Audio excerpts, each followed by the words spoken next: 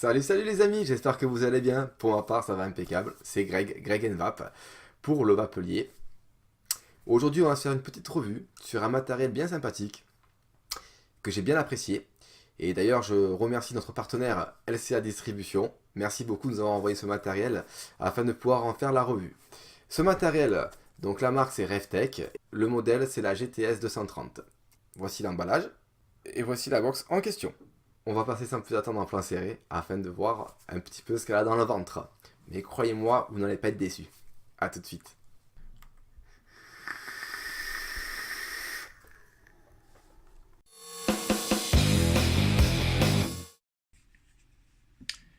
Donc, vous recevrez votre box dans une boîte cartonnée comme celle-ci, avec écrit Rev, donc c'est RevTech la marque, GTS 230 c'est le modèle, encore une fois la marque en dessous. On va faire le tour du packaging. Sur cette tranche, rien du tout. Sur celle-là non plus. Sur ce côté-ci, écrit en anglais. Sur ce côté-là, pareil, tout est en anglais à l'intérieur, même la notice, hein, vous le verrez. Donc c'est par rapport aux couleurs. Derrière, il y a donc toujours la marque avec le modèle, la couleur de votre box, donc moi elle est bleue. Ce que le paquet contient, donc la box de 230 watts avec un câble USB pour charger et un petit porte-clés, vous le verrez. Vous avez le scratch code ici pour vérifier l'authenticité du produit, les spécifications, donc comme quoi elle fait power, tout ça, machin, TCR et compagnie. Elle fonctionne avec deux accus en 18650. Donc elle va de 5 watts et ainsi de suite, bon ça on verra par la suite. Les logos, le chipset, c'est le Venom, d'accord, 1.1, donc V1.1 pour être plus exact. Un numéro de batch, l'adresse du fabricant, le site internet, et comme quoi c'est manufacturé par Dongguan Triang Tech Co. Pour ouvrir, c'est très simple, on fait coulisser, comme ceci. Donc sur le dessous, vous avez toujours la marque Rev Vapful ici. Rev. Donc packaging assez sympa, hein, très soigné, j'aime beaucoup, même si c'est cartonné. Donc vous avez une notice exclusivement en anglais, le porte-clés, Rev, en caoutchouc, la box, on va y revenir, le certificat de garantie, sur le dessous, une petite boîte, avec écrit Rev dessus, Vapful Troll toujours, et dedans, vous avez le câble USB, micro USB, afin de charger vos accus. Encore une fois, je vous le déconseille, hein, vaut mieux charger les accus avec un chargeur externe, et surtout pour faire la mise à jour du chipset. La notice, exclusivement en anglais, sous forme de dépliant. Voilà, donc on vous dit que vous pouvez faire la mise à jour, hein. Ok. Et puis on vous explique. Et donc ce qui nous intéresse, le principal, c'est la box. Très très bien fini. On fait le tour. Donc 4 boutons. Le bouton Fire. Très très très bonne qualité. Le plus, le moins et la touche menu. Le micro USB pour recharger vos accus et faire la mise à jour. Le capot à accus. Le 510, monté sur ressort, ressort assez ferme. Les trous de dégazage. Norme CE. Ne pas jeter à la poubelle. Une petite languette ici pour ouvrir la trappe à accus. Deux gros aimants en haut. Un en bas. Donc assez lourd. On sent que c'est du costaud. Là, il y a du grip. À l'intérieur, pareil, les aimants pour réceptionner le capot. Une sangle pour retirer les accus. Le sens de polarité, plus, moins, moins, plus, donc en série. Vous avez les plots qui sont montés sur ressort, assez fermes aussi. On va maintenant insérer les accus. Donc le plus en haut.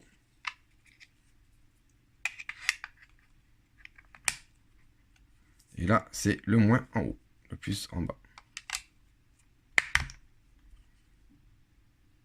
Elle s'allume. Donc vous avez vu V3.5. Moi, j'ai fait la mise à jour. Pour refermer votre capot, Ça se fait tout seul. Il y a un tout petit jeu léger quand il y a les accus. Quand il n'y a pas l'accu, il n'y a pas de jeu. Pour l'allumer 5 fois sur le Fire. Voilà. Donc là, elle s'allume. Alors, sur l'écran, vous aurez un espèce de compteur avec un R qui me rappelle à moi le GSX-R.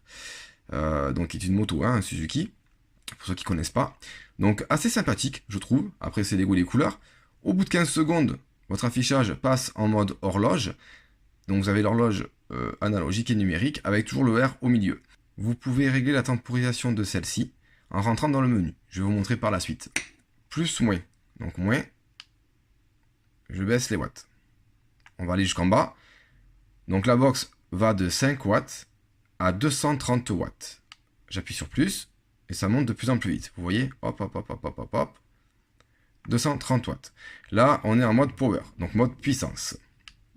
Je vais redescendre. Donc là, vous avez le compteur des watts. Quand vous appuyez, bon là, il n'y a pas l'atomiseur, donc ça ne marche pas. Mais vous avez le contour qui monte. Donc si, admettons, on mettait 60 watts, ça va aller jusqu'à 60. Là, vous avez le compteur à puff, qui est ici. Vous avez les accus. Un ici, donc au niveau de charge. Vous avez également l'ampérage qui se trouve ici. La tension ici. La valeur de votre résistance ici. Le nombre de barres tirées. 121. Dessus, j'ai monté un atout. Donc regardez, quand j'appuie, ça va jusqu'à la puissance demandée. Donc en l'occurrence 65 watts. Ici. Et là, bon, vous avez la durée. Et donc je répète, dans le petit cadre au milieu, le nombre de barres tirées. La valeur de votre résistance 0,16 ohms, l'ampérage et la tension. Donc la tension, vous voyez, quand on appuie, on a 3V3, 3V4, 19 ampères. Pour la bloquer, c'est 5 fois. 1, 2, 3, 4, 5. Locké. Vous pouvez rien faire. J'appuie sur Fire. Non. J'appuie sur plus. Non plus. Sur moins. Non plus. Et sur menu. Non plus. Donc vous la débloquez 5 fois. 1, 2, 3, 4, 5. Elle est débloquée. Pour rentrer dans le menu. Donc alors, plus ou moins. Vous baissez les watts. Vous les montez. Voilà. Vous faites comme vous voulez. Pour rentrer dans le menu, un appui de 2 secondes sur la touche menu. Donc M. Plus moins pour se balader dans le menu. Et Fire pour valider. Donc là, par exemple, Power Mode, je fais Fire. Avec le moins, je descends, je passe sur le SS, sur le Titane, le NI200 et TCR qui sont les mémoires. Et vous en avez 6. Si je veux revenir en arrière, j'appuie sur menu longtemps. Hop, et je repars en arrière. Si j'avais appuyé sur le Fire, j'aurais validé. Power. Et je valide. Ensuite, je descends. Vous avez donc le mode bypass. Je descends. Mode VTC. Le mode VTC, je vais donc sur On. Quand c'est en rouge, souligné en rouge, c'est que c'est votre choix. Off, On. Je valide Fire. Donc là, vous avez la résistance. Vous avez le type, donc SS316L, Titane, NI200 ou TCR. Donc SS par exemple. Je valide sur Fire. Il me demande si c'est du 304 ou du 316. Donc admettons 304. Il me demande si je veux en degrés Celsius ou degrés Fahrenheit, à votre guise. Je mets Celsius, je valide avec Fire. Et donc là, vous réglez votre température en degrés Celsius. 260 degrés, admettons, Fire. C'est réglé. Si je veux repasser en mode Power, je dois remonter dans ce menu-là, faire Fire pour valider, refaire Fire pour mettre en mode Power. Et là, on est en mode Power. Ensuite, donc, je descends. VPC. Je valide.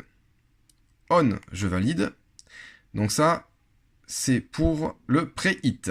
D'accord? Si vous voulez que votre box vous envoie tant sur la 3e plage, donc, mettons, hein, on va dire oui comme ça, je valide. Je reste appuyé sur le menu. Le mode VPC est enclenché. Je vais à 20 watts. Je rappuie sur menu. Je retourne sur VPC. On. Je vais monter à 43 watts. Là, je vais monter à 29 watts. Donc, je veux que ça fasse 29 watts, 20 watts et 43 watts. Je fais Fire pour valider. Je reste appuyé sur le menu pour sortir. Et là, je vais appuyer. Ça fait 29 watts, 20 watts et 43 watts. Ok, donc c'est le preheat. Je rappuie sur menu. Je vais dans VPC. Je vais sur Off. Je fais Fire pour valider. Ensuite, vous pouvez choisir la couleur. Donc moi j'ai pris vert. Avec le touche plus moins, vous vous baladez jaune, blanc, rouge. Alors rouge par exemple. Donc on va aller regarder ce que ça donne. Je reste appuyé sur menu. Voilà, c'est en rouge. Je vais sur dashboard. Donc ça en fait c'est votre type d'écran. Donc moi je suis sur le D. Vous avez vu comment c'était. Je vais me mettre admettons sur le C. Je valide avec le Fire. J'appuie sur menu longtemps. Et voilà, ça a changé. Vous voyez, c'est pas pareil. Je constate que je suis toujours en mode VPC. Donc je reste appuyé sur menu. Avec le plus, je me dirige sur Power. Je clique sur le Fire. Je reclique sur le Fire. Et on est repassé en mode Power. Comme vous pouvez le constater. Je vais redescendre sur le dashboard. Je vais mettre le A. Et le A, il est comme ça. Donc après, vous choisissez bien entendu l'écran que vous souhaitez. Il n'y a pas de souci. Hop, je rappuie. On va essayer le B, par exemple. Fire pour valider. Menu pour ressortir. Et le B, c'est comme ça. Ensuite, donc display mode, moins pour descendre. On descend. Donc ça, c'est pour régler votre horloge. Si vous voulez qu'elle reste 10 secondes, 20 secondes ou 60 secondes. Donc je vais mettre 20 secondes, admettons. Fire pour valider. Donc quand la box va se mettre en veille, vous allez avoir l'horloge. Elle va rester pendant 20 secondes. Ensuite, je descends. Brightness, ben, c'est la luminosité. Donc pareil, plus ou moins pour régler. Donc là, je vais sur moins. Voilà, je vais sur plus. Ça fonctionne impeccablement bien. Je valide avec le Fire. Time setting. Donc ça, c'est l'horloge. Vous réglez votre heure. Fire, vous validez. Factory reset. C'est pour repasser sur la version 3.3. C'est ça qui était de base. Moi, je suis sur la 3.5. Hein. Donc là, ça ne m'intéresse pas. Je reste sur la 3.5. Et pour l'éteindre, vous allez sur turn off. Vous faites Fire. Vous allez sur le plus. Vous faites Yes et Fire. Et là, votre box est éteinte. Pour la rallumer 5 fois. 1, 2, 3, 4, 5. Elle se rallume. GTS V3.5. Concernant l'écran, c'est un écran OLED avec 10 couleurs. Le chipset, c'est donc le Venom V1.1. Niveau hauteur, nous sommes à 94 mm. On est à 55 de large pour une épaisseur ici, là, au niveau du diamètre de 32. Elle pèse 200 grammes. Au niveau du voltage, elle va de 0 à 8 volts 5. Elle prend les résistances allant de 0,08 à 3 ohms. Elle fait fonction passe-trouche. Je sais pas comment on dit, j'ai pas un anglais terrible. passe-trouche, je sais pas. On fait un peu le tour. Une box très sympathique, hein. Vraiment très très bonne box, très réactive. Tac au tac. On va maintenant passer un peu en large pour faire la conclusion de celle-ci. A tout de suite les amis.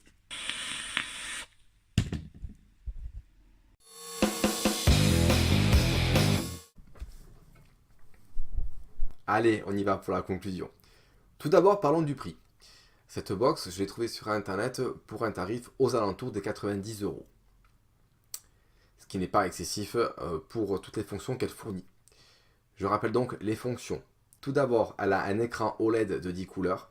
Un écran pour lequel vous pouvez régler bien entendu l'éclairage. Aussi bien en plein jour qu'en pleine nuit, vous verrez très très bien votre écran. Là-dessus, il n'y a aucun souci.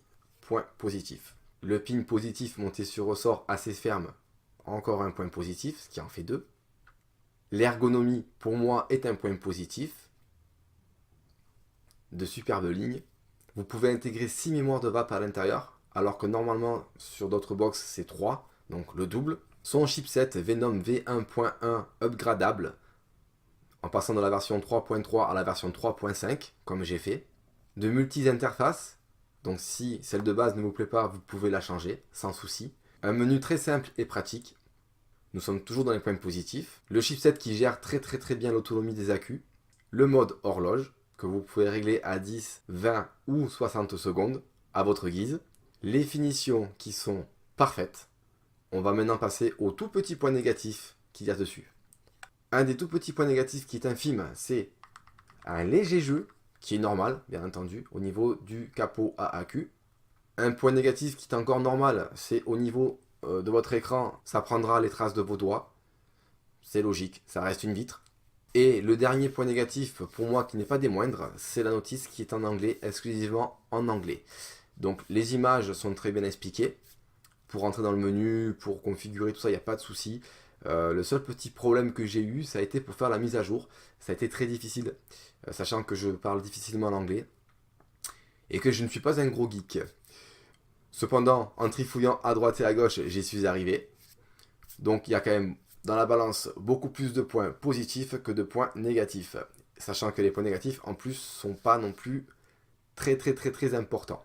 Sur le Vapelier, la box a pris la note de 4,3 sur 5, ce qui n'est quand même pas négligeable, c'est une très bonne note qui pour moi correspond exactement à la qualité de fabrication, au type de fonctionnement, à la box en elle-même. J'espère que cette vidéo vous aura plu.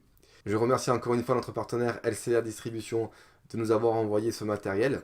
Je vous souhaite une excellente vape à toutes et à tous et je vous fais plein de bisous du sud. Et je vous dis à bientôt pour une prochaine revue. Ciao les amis, à plus.